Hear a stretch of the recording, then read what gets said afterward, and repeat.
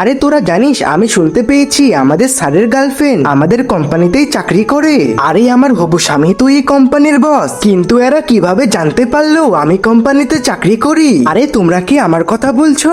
আরে রিয়া ম্যাম, তার মানে কি আপনি হলেন এই কোম্পানির বসের গার্লফ্রেন্ড? আরে তোমরা ঠিক ধরেছো, আমরা দুইজনে গোপনে রিলেশন করছি।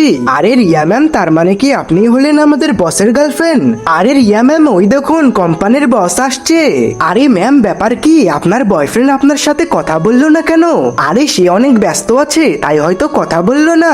আরে রিয়া ম্যাম, আপনি কি সত্যি তার গার্লফ্রেন্ড? আরে জিমি, তুমি আমাকে এইসব প্রশ্ন করার কি? আরে সিমরান, আমি তোমাকে যেই ফাইলটা দিয়েছিলাম সেটা কি তুমি কমপ্লিট করেছো? আরে ম্যাম, আমার তো কমপ্লিট করাই হয়নি। আরে বিয়াদব মহিলা, এই নে থাপ্পড় খা। আরে সিমরান ম্যাম, মানছি আপনি ম্যানেজার, তাই বলে কি সবাইকে থাপ্পড় মারবেন? আরে জিমি, তুই আমার মুখে মুখে তর্ক করছিস, আমি তো তোকেও একটা মারবো।